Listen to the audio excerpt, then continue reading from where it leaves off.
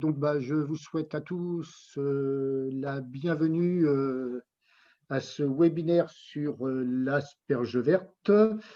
Avant de commencer, je vais vous rappeler quelques règles de fonctionnement pour le bon déroulé.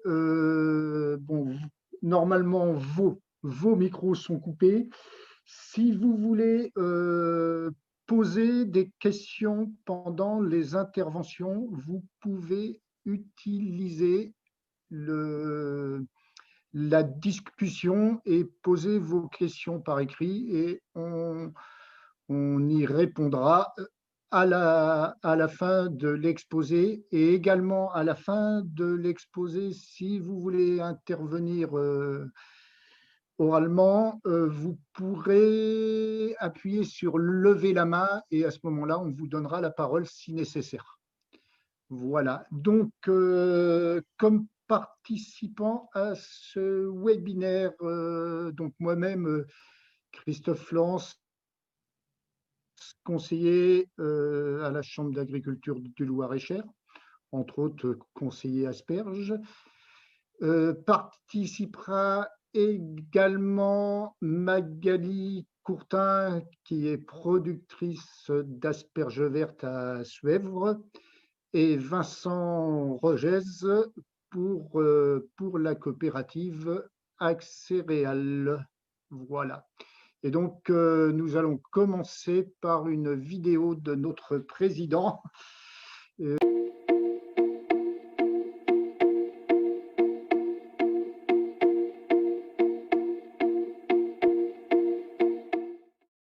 Donc bonjour à tous, merci de nous avoir rejoints sur ce webinaire.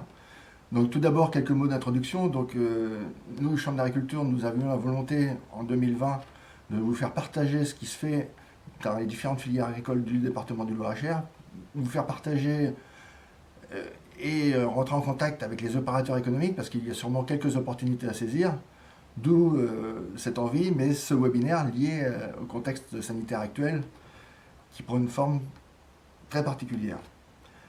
Donc forcément, vous constatez comme moi et vous le vivez comme moi en tant qu'agriculteur, énormément de changements sur nos exploitations, la volonté de s'adapter en permanence, la volonté de chercher de nouvelles productions, ou en tout cas de faire sûrement différemment pour continuer à gagner notre vie.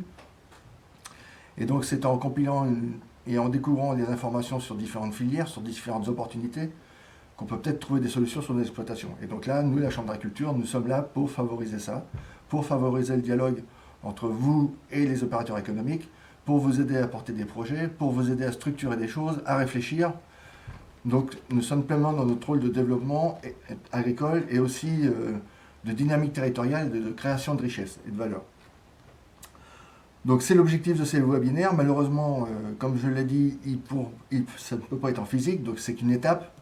Donc je vous invite à rentrer après, en fonction de vos centres d'intérêt, en contact avec nos conseillers, avec les références qui vous seront données, ou tout simplement repasser par l'accueil pour qu'on vous oriente sur les bonnes personnes, mais reprendre contact si vous êtes intéressé, si vous avez été titillé, entre guillemets, ou si vous avez d'autres idées par rapport à ce qui vous a été présenté sur d'autres sujets, n'hésitez pas à vous rapprocher de nous, et nous sommes là pour ça, nous ferons ce qu'il faut pour vous aider, pour vous accompagner. Donc bon webinaire, surtout dans le contexte actuel, portez-vous bien, et que l'agriculture du Loir-et-Cher soit porteuse de projets pour l'avenir.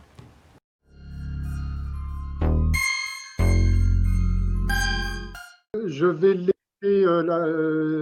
Vincent et Magali avant de commencer. Je les ai présentés rapidement s'ils veulent se présenter eux-mêmes. À toi l'honneur, Magali, honneur aux dames. Bonjour, Magali Courtin. Donc moi, je suis productrice d'asperges vertes sur la commune de Suèvre. Magali? Vous n'entendez pas? Oui, parle plus fort. Ou rapproche-toi de ton micro. Ouais. Bonjour, alors moi, Magali Courtin, donc je suis productrice d'asperges vertes sur la commune de Suèvre.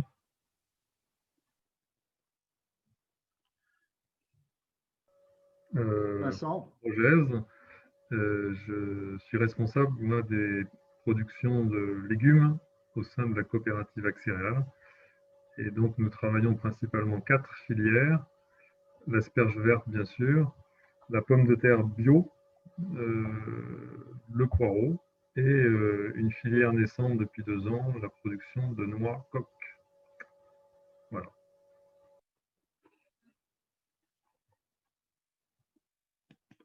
Hop. Bon, je reprends la main. Donc, nous allons vous présenter ce soir l'asperge verte en région centre et plus précisément dans le Loir-et-Cher. Donc, l'asperge verte, en quelques mots, lorsqu'on parle asperge, traditionnellement, on avait l'asperge blanche dans le Loir-et-Cher, en Sologne, mais maintenant, depuis bientôt 30 ans, l'asperge verte s'est développée. On la qualifie maintenant, on a marqué une autre culture, parce que nous, on considère vraiment que c'est une autre culture que l'asperge blanche. On le verra après. Et au niveau sol, elle va sur d'autres sols. Elle ne se restreint pas à la Sologne comme l'asperge blanche. Et surtout, depuis 30 ans, Vincent nous l'exposera, mais c'est créé une marque, la marque Chambord, par rapport à l'asperge verte. Alors, l'asperge en France, si on s'en tient aux chiffres, ce serait 18 000 tonnes d'asperges produits en France. Alors, la plus grosse région productrice actuellement, c'est le sud-ouest avec les Landes. Par contre, toutes les autres régions produisent essentiellement de l'asperge blanche. Et l'asperge verte reste restreint pour le moment. On va le voir après, c'est plutôt un marché en croissance, mais on a toujours une dominance. Vous voyez, 90 à 95% d'asperge blanche. D'ailleurs, l'asperge verte au niveau chiffre est toujours noyée au niveau de la blanche. On n'arrive pas à avoir de statistiques précises au niveau de la production d'asperges vertes en France. Ce que l'on est sûr, en tout cas, c'est que l'asperge verte en région centre, c'est la coopérative Accès Réal, 150 tonnes depuis quelques années.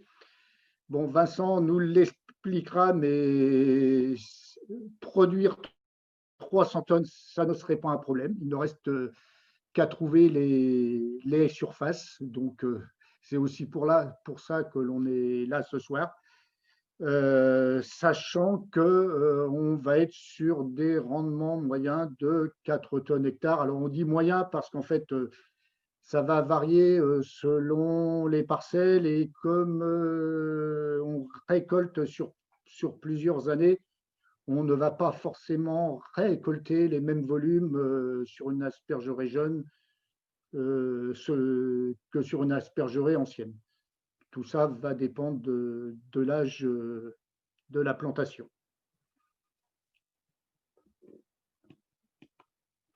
Alors, la culture de l'asperge verte, je l'évoquais, c'est un engagement sur de long terme. C'est une culture que l'on installe pour 8, 10 ans, lorsque ça marche bien. Donc, ce n'est pas comme un blé que l'on va semer tous les ans et c'est une année. Là, c'est vraiment sur du long terme. Et encore, par rapport à d'autres cultures, je pensais à ce que disait Vincent par rapport à la noix, 10 ans, ce n'est pas forcément grand-chose. Tout est relatif. Donc, il faut quand même 3 années pour installer la culture, c'est-à-dire qu'on ne récolte qu'en 3e année. La première année, on plante. La seconde année, On ne récolte pas et on récolte la troisième année. Donc, ça veut dire qu'il faut attendre la troisième année pour avoir un début de retour sur investissement, si l'on peut dire. C'est récolte tous les ans au printemps. Donc, globalement, on va être sur la période, sur notre bassin, de la mi-avril à début juin, pendant 7 à 8 semaines. On a d'autres systèmes qui permettent de récolter un peu plus tôt, mais que l'on ne développera pas forcément aujourd'hui. C'est de la culture sous tunnel qui nous permet de récolter à partir de mars. Mais le gros de la production, c'est la récolte mi-avril à début juin.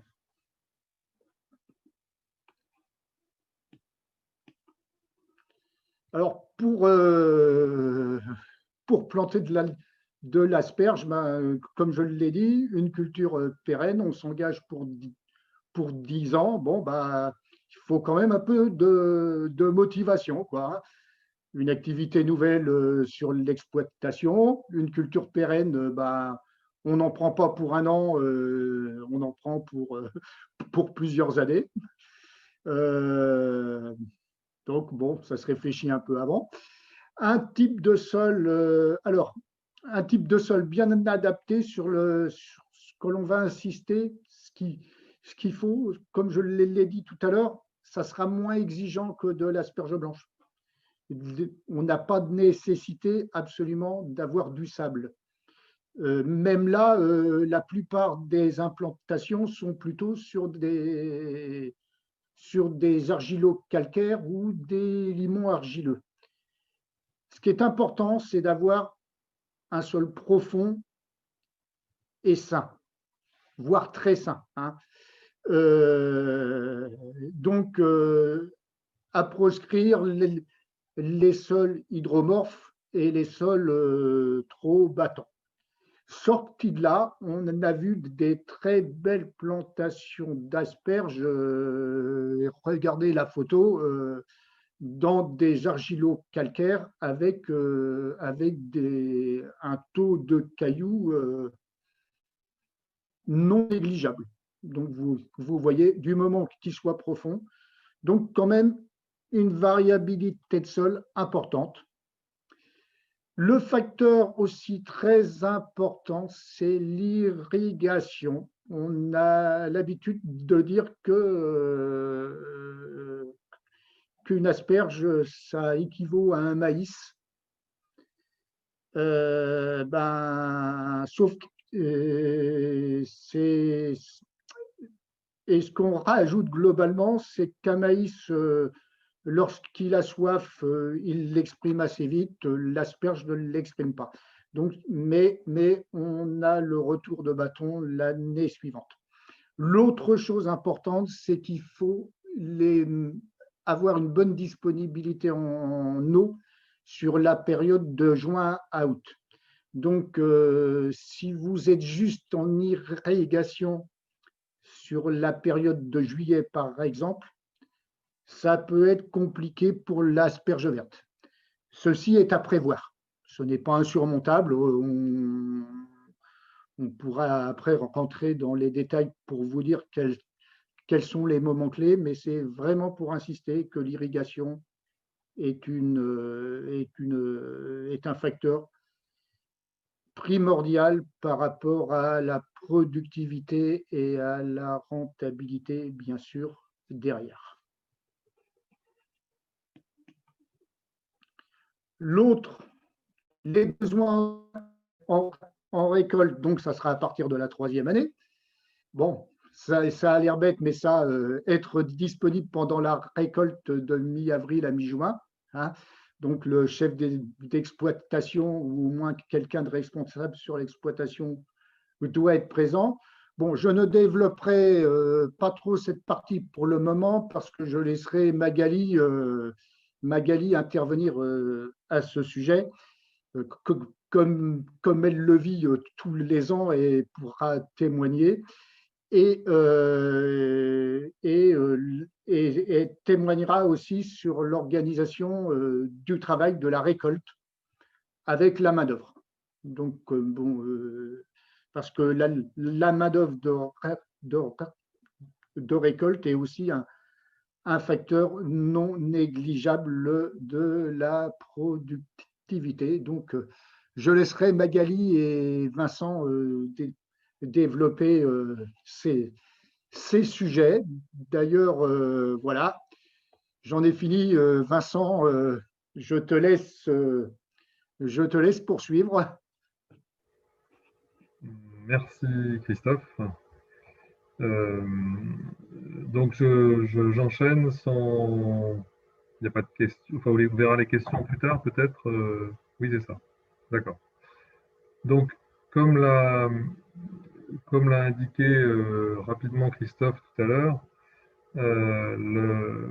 l'asperge verte s'est développée depuis maintenant presque une trentaine d'années dans un cadre qu'on va qualifier d'organisé, c'est-à-dire qui rassemble un certain nombre de producteurs, bien sûr, et qui poursuit un objectif commercial bien défini, en essayant de valoriser le mieux possible la production.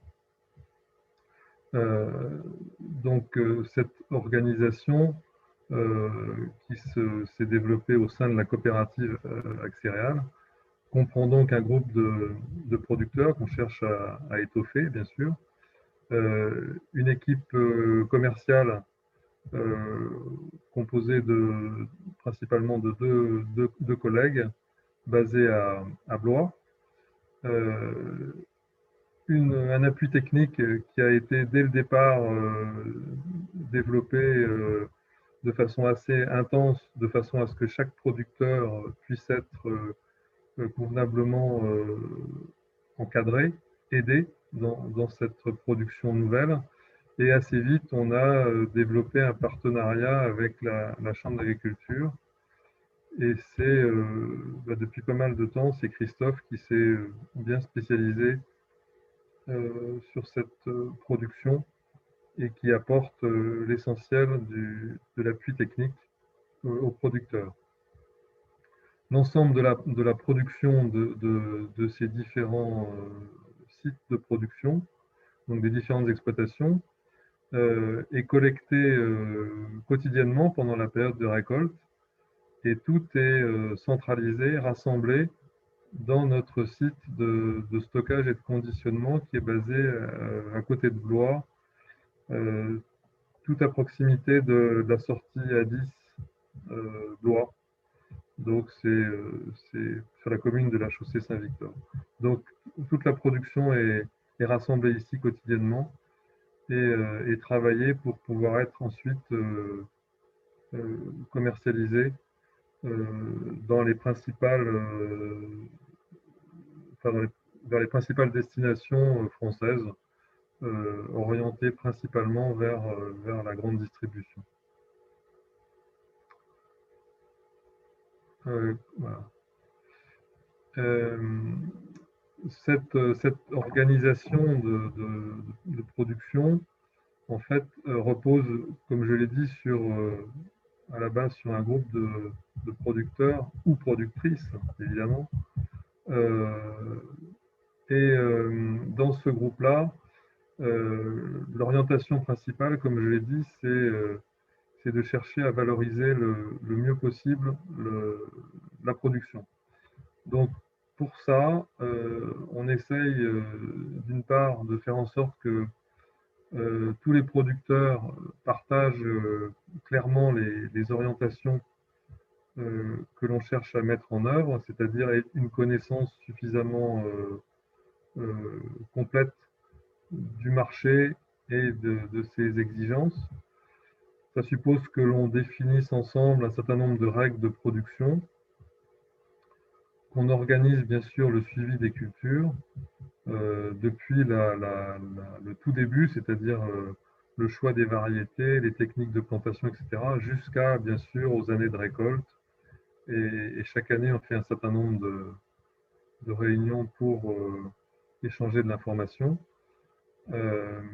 On essaye aussi d'assurer et la Chambre d'agriculture également la formation des producteurs, que ce soit sur le plan technique, mais aussi sur le plan de l'encadrement de la main-d'œuvre. Et puis surtout, enfin, où est aussi, on essaye de rechercher des pistes d'amélioration, que ce soit pour la production elle-même, mais aussi pour les techniques de récolte, mais aussi pour la valorisation du produit, l'évolution de la marque, etc. Donc, c'est un travail au fond de chaque année qui nous permet de faire évoluer cette filière. Et c'est ce qui me permet de montrer aussi au passage que même sur une production comme celle-là qui existe depuis pas mal d'années et sur laquelle on a la chance de bénéficier d'une forte expérience à la fois des producteurs bien sûr, mais aussi du marché. Donc cette production, cette organisation nous permet de faire bénéficier les nouveaux producteurs de toute cette expérience. Concernant la marque, je ne sais plus très bien, Christophe, si on a dans la diapo d'après quelque chose sur la marque. Oui, voilà, j'avais oublié si c'était là ou pas. Donc, dans la recherche de valorisation du produit, il nous a paru judicieux, il y a maintenant pas loin de 25 ans, de réactiver une marque qui existait déjà à l'époque, mais qui était en sommeil en quelque sorte, qui est la marque Chambord, pour donner une image valorisante à notre production d'asperges vertes.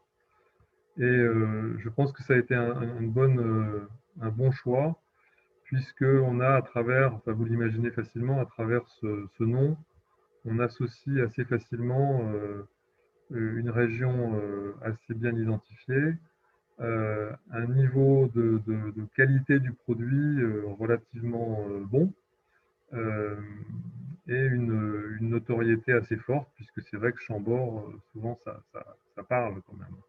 Donc, ça nous a vraiment permis d'accompagner dans de bonnes conditions le développement de cette production et de lui donner une image qui aujourd'hui est relativement bien, à la fois bien identifiée et bien appréciée sur son marché. Hein, comme l'a montré Christophe tout à l'heure, le marché de l'asperge verte, ce n'est pas des dizaines de milliers de tonnes, mais c'est probablement quelques centaines de tonnes en France. Et cette marque, sur ce marché-là, bénéficie, c'est vrai, aujourd'hui d'une bonne notoriété. Et élément complémentaire, enfin très important aujourd'hui, notoriété, mais aussi identité régionale forte. Donc ça, c'est un point très important.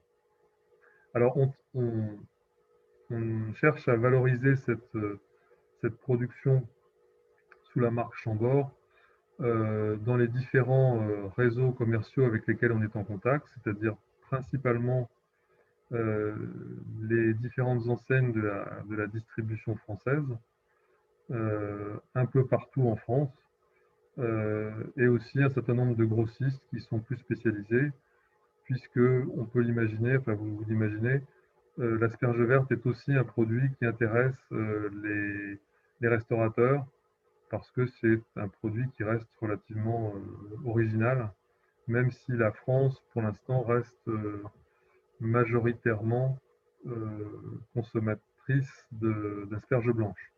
Voilà.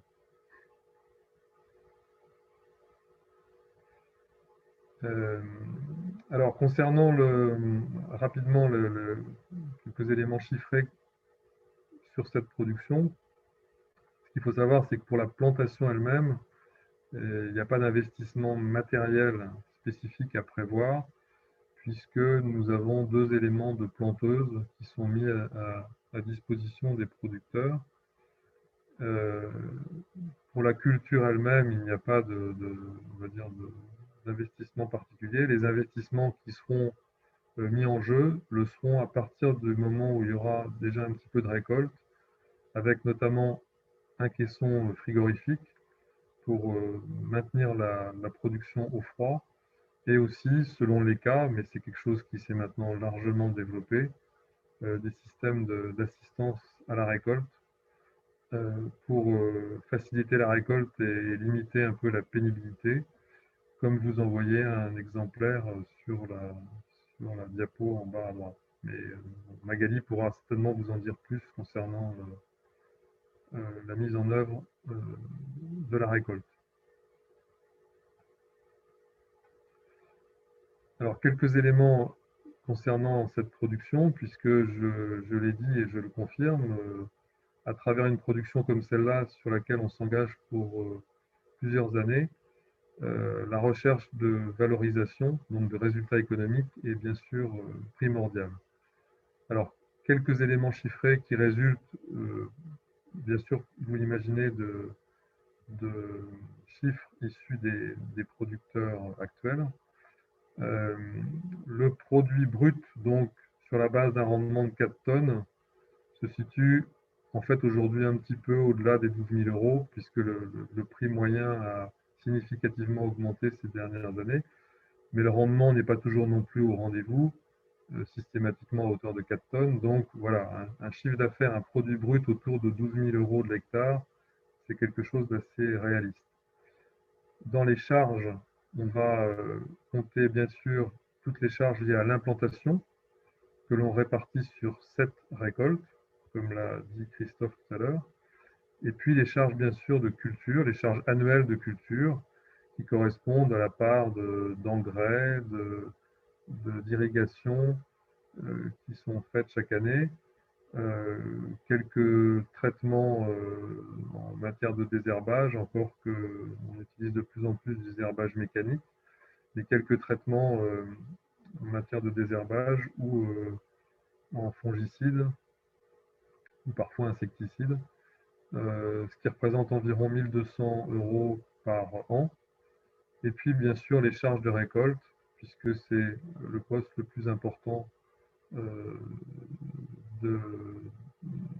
dans les charges de cette production, à hauteur d'environ, pour une culture de ce type-là, avec 4 tonnes à l'hectare, d'environ 4 800 € de l'hectare. Ce qui fait qu'un hectare d'asperges vertes sur ces bases-là laisse, on va dire, assez souvent une marge supérieure à 4 800, 5 000 € de l'hectare, pour autant que le rendement soit bien sûr autour de ce qu'on a indiqué là, mais aussi pour autant que le produit soit valorisé au-delà de ce qui est indiqué ici, et ce qui est, ma foi, le cas depuis maintenant plusieurs années, puisque ce produit-là a plutôt, enfin le prix de l'asperge verte a plutôt tendance à augmenter ces dernières années. Mais le principe du groupe, c'est plutôt de partir sur des chiffres qui ne soient pas trop extravagants, et d'avoir plutôt des bonnes surprises, si c'est possible, par la suite. Voilà, en tout cas, quelques éléments chiffrés sur lesquels on sera bien sûr totalement disponible pour préciser un petit peu plus les choses si vous le souhaitez, mais ça vous donne déjà quelques éléments concrets. La productivité d'une culture d'asperges, bien sûr, est liée à plusieurs facteurs, mais ce petit schéma a pour but de vous montrer que, au-delà des conditions météorologiques qui précèdent la récolte, ou même qui se déroulent pendant la récolte et qui ont une influence bien sûr sur le niveau de la production. Pour faire court, s'il fait très froid pendant la période de récolte, l'asperge pousse difficilement. S'il fait au contraire des températures plus douces, la plante se réveille et pousse rapidement. Mais au-delà de ces éléments dont on n'a pas vraiment la maîtrise, il y a 3 points sur lesquels on peut, en tant que producteur, jouer et influencer la productivité. C'est bien sûr la qualité de l'implantation.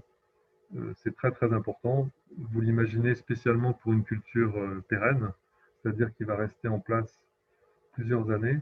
Le soin qu'on apporte à l'implantation, depuis le choix du terrain, le choix de la variété, mais aussi la régularité de la plantation, la vitesse de la reprise, etc. Enfin bon, tout ce qui concourt à la bonne installation de la culture, c'est un élément très important. Les techniques de culture, bien sûr, au fil de l'année qui précède la récolte, sont très importantes. Et puis, également, tout ce qui concerne les techniques de récolte, c'est-à-dire que même si la récolte de l'asperge verte n'est pas une opération hyper technique, il y a un certain nombre de gestes à apprendre et de gestes à éviter qui permettent précisément de concourir à la productivité de la plante et de ne pas pénaliser la récolte en cours. Mais là aussi, l'expérience des producteurs actuels est très précieuse et tous les échanges qui peuvent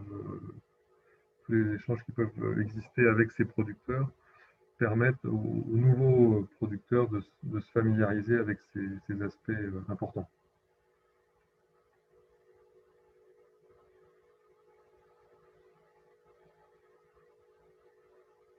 Chef opérateur.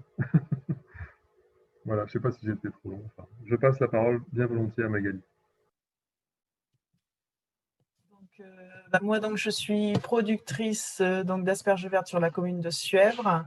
Donc, je me suis installée en 2016. J'ai repris l'exploitation familiale en 2016. Donc, exploitation qui faisait déjà de l'asperge verte depuis ses débuts dans les années 90. Donc, moi, sur l'exploitation, je cultive à peu près 5 hectares.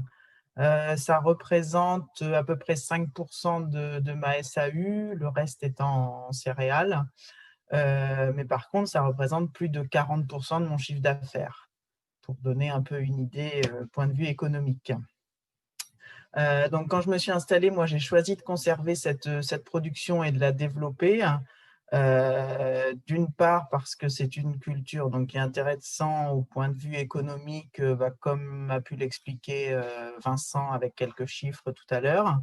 Mais c'est aussi une culture qui est motivante et intéressante, puisque c'est vrai qu'on est dans un état d'esprit qui est complètement différent des céréales, puisque c'est une plante pérenne.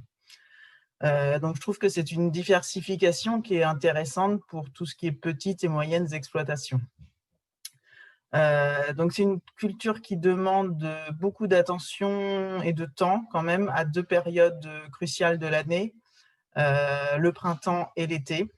Alors, le printemps parce que c'est la phase de récolte. Et comme le disait Christophe tout à l'heure, le chef d'exploitation a quand même un rôle essentiel pendant cette période qui est d'à peu près de mi-avril à mi-juin. Donc, pour nous, c'est très important d'être présent pendant la récolte, puisque la pousse de l'asperge est vraiment très différente chaque jour. Et c'est vrai qu'il faut vraiment avoir un œil sur les équipes de récolte tous les jours, parce que c'est un produit fragile et les critères de qualité et de récolte sont assez complexes et variables vraiment quotidiennement et diffèrent en fonction de la météo. Et la deuxième période très importante, c'est l'été, puisque c'est là qu'on apporte tout ce qui est engrais, oligo-éléments, traitement si besoin, et aussi, bien sûr, l'irrigation. Donc, c'est vraiment une période importante, et plus l'aspergeraie est bien entretenue à cette saison, on va dire, meilleur sera le rendement l'année suivante, donc elle saura nous rendre l'appareil. Voilà. Concernant donc la récolte, pour faire un petit point sur la main-d'œuvre, c'est vrai que c'est un point qui est crucial et essentiel pour la production. Ça représente déjà une part importante des charges. Plus de 50% des charges, c'est des frais de main-d'œuvre. Donc, c'est vrai qu'il ne faut pas se tromper dessus. On a un cahier des charges avec des critères de qualité de récolte à respecter en lien avec la coopérative Accéréales. Donc, c'est vrai que ça demande une attention quand même particulière et une surveillance permanente des chantiers de récolte. Au niveau chiffres, on compte à peu près 2,5 personnes par hectare. Sachant qu'on fait de la récolte, c'est du temps partiel, puisqu'on récolte que le matin en général. et souvent, l'autre partie de la journée est consacrée à du tri et pour l'expédition. Voilà. Au niveau recrutement, c'est vrai qu'on entend souvent dire que c'est compliqué de trouver de la main-d'œuvre efficace et de savoir l'organiser. Maintenant, il existe quand même beaucoup de sites pour nous aider. Le fait de produire, de récolter qu'au bout de 3 ans, ça nous permet d'aller voir un peu chez les autres producteurs les 2 premières années, de prendre conseil et de se former. Et puis après, il y a aussi les formations de la Chambre d'agriculture qui sont quand même assez bénéfiques. Voilà ce que je peux dire sur la main-d'œuvre. Je pense que c'est le principal. Mais il ne faut pas que ça soit un obstacle. On apprend toujours. Voilà, je vais repasser la main à Christophe. Oui. Magali, par rapport à ça, on parle du recrutement. Chaque année, tu as le personnel, le nombre de personnes sans trop de problèmes. Bien sûr, tu les cherches, mais tu peux nous dire un peu, est-ce que tu reprends tous les ans? Est-ce que tu as les mêmes qui reviennent chaque année? Tu as un peu de turnover? Alors, moi, je recrute à peu près 10-12 personnes tous les ans. Donc, j'ai toujours un petit noyau qui revient tous les ans de 3-4 personnes. Et après, c'est de la nouvelle main-d'œuvre, donc beaucoup de local. Après, on arrive à trouver avec les petites annonces dans les commerces. Après, je sais qu'il y a le groupement d'employeurs de la FDSEA. Puis après, on s'entraide entre producteurs. Certains en ont trop, d'autres pas assez. Puis on s'échange du personnel. Donc, en général, on n'est jamais avec personne pour récolter. On trouve toujours quelqu'un, on trouve toujours du monde, même au dernier moment. Donc, n'hésitez pas là, à nous poser des questions là, dans le chat ou lever la main et nos chefs opératrices vous donneront la parole.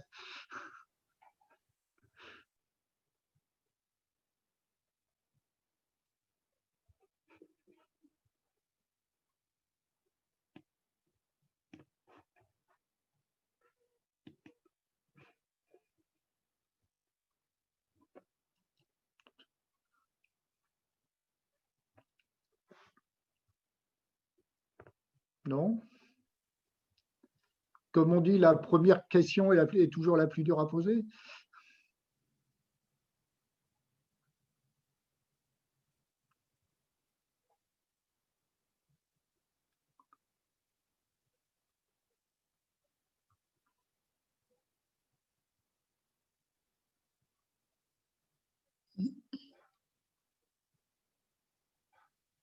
Ah.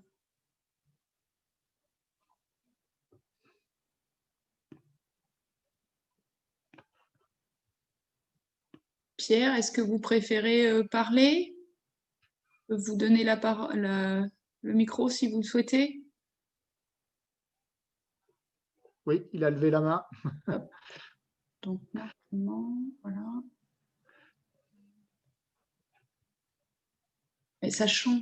Ça y est, c'est bon? C'est bon. Oui, on entend, Pierre. Bon, j'ai été désigné volontaire, j'ai l'impression. Ah non, il ne fallait pas taper bonjour, Pierre. Ah, c'est parti trop tôt. La question que je posais était de savoir s'il y avait beaucoup d'écarts de tri et comment c'était géré économiquement à l'échelle du producteur ou à l'échelle de la coopérative. Quand on dit 4 tonnes, c'est 4 tonnes qualitatives ou c'est 4 tonnes avant calibrage, avant tri et qu'il y en a un peu ou beaucoup moins à la fin.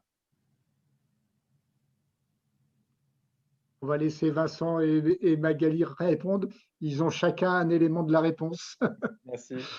Alors, effectivement, les 4 tonnes, c'est 4 tonnes de produits commerciaux, donc de produits valorisés. Aujourd'hui, la quasi-totalité des producteurs fait sur l'exploitation même un travail de tri, enfin de préparation en quelque sorte du produit, c'est-à-dire de tri et de recoupe et de calibrage, pour finalement livrer à la coopérative un produit qui est quasiment prêt à être conditionné, et de façon à, on va dire, ramener à l'exploitation ou conserver sur l'exploitation un travail un petit peu plus important et donc une valeur ajoutée un petit peu plus forte, permettant également à la main-d'œuvre saisonnière qui travaille pour la récolte d'avoir aussi une activité complémentaire au long de la journée. Mais là, je laisserai Magali compléter. Et ça veut dire que, bien sûr, au champ, il y a une partie des asperges qui poussent, qui n'ont pas de valeur commerciale, qui peuvent être vendus à la ferme ou autre. Les déchets de coupe eux-mêmes, jusqu'à présent, n'ayant pas vraiment trouvé de valorisation, et ça ne représente quand même pas des volumes très très importants. Mais là, je laisserai Magali compléter.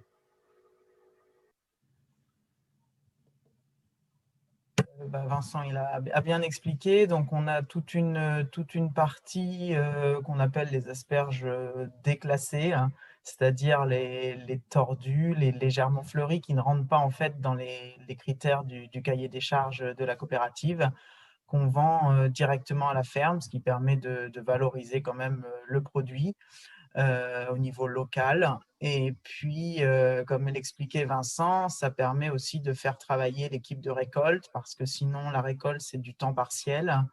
Donc, on complète le reste de la journée avec la chaîne de tri des asperges, et ça permet de faire travailler aussi toute la main-d'œuvre un peu plus longtemps. Bon, donc il n'y a pas de gaspillage, c'est ça que j'entends, ni de entre guillemets de gisement à valoriser. Non, après, ce qui est jeté, en fait, c'est ce qu'on appelle la coupe, mais c'est les bouts des asperges où il y a 2-3 cm, quoi. Mais ça, on le met dans les champs, voilà, ça fait du compost, mais on ne peut rien en faire.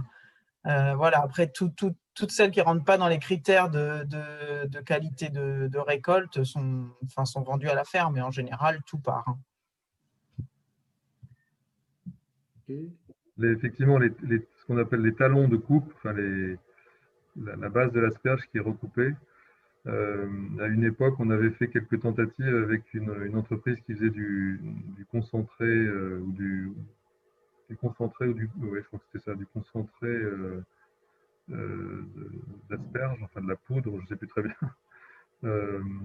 Bon, mais c'est des utilisations pour lesquelles il faut des tonnes, voire des dizaines de tonnes de produits pour arriver à sortir la marchandise, puisque il faut savoir que l'asperge verte, c'est quand même quasiment 95% d'eau.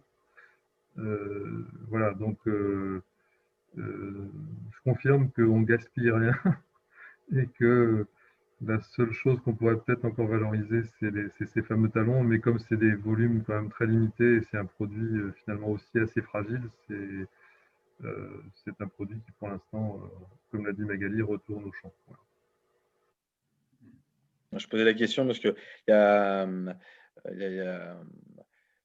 bizarrement, il y a beaucoup d'opérateurs, qui soient transformateurs, distributeurs, qui s'intéressent parfois plus aux déchets qu'aux produits initial. Enfin, au niveau du pôle foot Val-de-Loire que j'anime, on est plus interrogé parfois sur l'écart de tri ou le coproduit que sur la matière noble. C'est un peu le monde à l'envers. Mais il y a aussi des dispositifs aujourd'hui, l'ADEME ou d'autres, qui subventionnent fortement ce type d'initiative. Voilà. Donc, c'est pour ça que je posais la question. Donc, comme on a une matière première noble à valeur ajoutée, on se dit que voilà, plus le déchet a une valeur ajoutée, plus c'est intéressant de regarder. Et puis, comme il y a une marque forte, je pose la question tartinable ou voilà, c'est aussi là. la tendance actuelle. Nous avons une autre question. Merci. Toi pose la question, où partent les asperges sorties d'usine? C'est-à-dire où est-ce qu'elles sont commercialisées? Je pense, oui. Comme je l'ai indiqué tout à l'heure, elles sont commercialisées donc à la fois dans les principales enseignes de la distribution française, mais aussi chez un certain nombre de grossistes, mais à l'échelle nationale, quoi. Donc on travaille aussi bien avec le sud de la France qu'avec la région parisienne, parce qu'il faut savoir que la consommation, enfin, premier élément qui a été cité par Christophe, la France est majoritairement un pays de mangeuses d'asperges blanches. Et même si la consommation d'asperges vertes progresse chaque année, nous sommes, nous Français, avec les Allemands, à peu près les deux seuls pays européens à consommer majoritairement de l'asperge blanche. Contrairement aux Espagnols, aux Italiens, aux Suisses, aux Anglais, aux Belges, aux Hollandais, etc., qui consomment nettement plus d'asperges vertes. Voilà. Donc, nous commercialisons un peu partout en France, mais il est évident que l'asperge verte est un produit plus consommé, sans être trop schématique, je dirais, dans les grands centres urbains et puis dans tout le grand sud de la France, puisque d'un point de vue culturel, on va dire, et culinaire, l'asperge verte est très connue, on va dire, dans le midi de la France.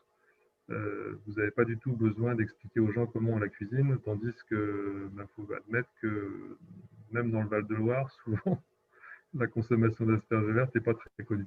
Voilà. Donc, l'idée pour nous, c'est de valoriser le produit le mieux possible dans les enseignes ou auprès des clients qui connaissent ce produit et qui sont en mesure de bien le valoriser.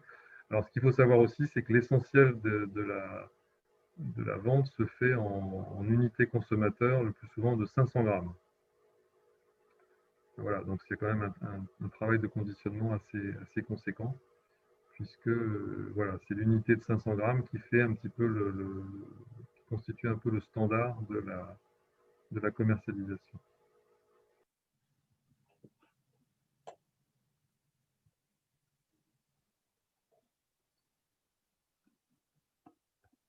Ok. Est-ce qu'il y a d'autres... Oui. Ah, il y a Pierre qui redemande la parole par rapport à la production. Non. Pas besoin de me redonner la parole. Ah oui, oui, en fait. pas besoin, voilà. ouais, d'accord, oui. Oui, Pierre, donc normalement, les éléments, la vidéo enregistrée de ce webinaire sera disponible sur la chaîne YouTube de la Chambre d'agriculture et un résumé des principaux éléments chiffrés sera également mis à disposition dans les prochaines semaines. Donc, voilà, pour aller plus loin, n'hésitez pas, Christophe, oui, merci pour les contacts, à reprendre contact avec Christophe, Vincent, voire même Magali, voilà. Pour préciser les éléments ou récupérer le diaporama, effectivement, on pourra vous le passer, je pense. Et dans les contacts également, on a redonné, on a mis également le site Asperge Verte Chambord, le site de la filière Asperge Verte Chambord, que je vous invite à aller voir. Et également une vidéo que l'on trouve sur YouTube. Alors en tapant Ag Céréales asperges vertes, vous allez tomber dessus. C'est une vidéo qui a été tournée chez Magali avec la société pour le grossiste Métro. Et on voit plein d'étapes d'une aspergerette, de la récolte. Elle est très bien faite, donc si vous pouvez aller la voir si ça vous intéresse, vraiment très bonne vidéo. Qui date un peu maintenant, mais qui est toujours d'actualité. Ok, merci Christophe pour toutes ces précisions. Est-ce qu'il reste une ou deux questions? Quelqu'un veut prendre la parole? Bon, est-ce qu'on donne la parole à Gilles? Je peux permettre, effectivement, je Il peux était ouvrir les présent. micros. Il n'a pas levé la main, mais bon.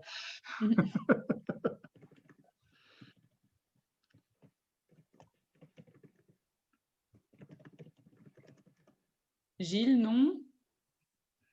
Si. Non, Il vous a m'entendez activé. pas. Si. Oui, oui, on vous entend. Bonjour. Non, je n'ai pas grand-chose à rajouter. Hein. Le tout, c'est de bien maîtriser, bien sûr, Magali l'a dit, hein, la manœuvre, quoi. L'idéal, c'est de retrouver un bon noyau de personnes, les mêmes tous les ans, quoi, hein. Sur une dizaine, si on peut en avoir au moins 5-6 qui sont habitués, ça permet de former les autres, quoi. Après, une fois qu'on a la manœuvre, ce n'est pas une culture bien compliquée. Il faut y passer régulièrement. On n'a pas trop assisté, mais c'est vrai que juillet-août, il y a encore beaucoup de travail. Il y a encore du travail de surveillance, d'irrigation, et puis surtout faire attention aux éventuelles maladies et insectes, quoi. Juillet-août n'est pas de tout repos par rapport à la culture, quoi. Après, il reste un peu moins de travail le restant de l'année. Là, aujourd'hui, moi, j'ai broyé, par exemple. Bon, là, ça ne prend pas beaucoup de temps, quoi, mais bon, il y a toujours un petit peu à faire au restant de l'année, quoi. Voilà, c'est tout. Merci, Gilles. Merci, Gilles. Tu as forcé un peu la main, là. Bien. Bon. Christophe, S'il n'y a pas d'autres conclut. questions, Oui. on va conclure, hein. Merci à tous d'avoir participé.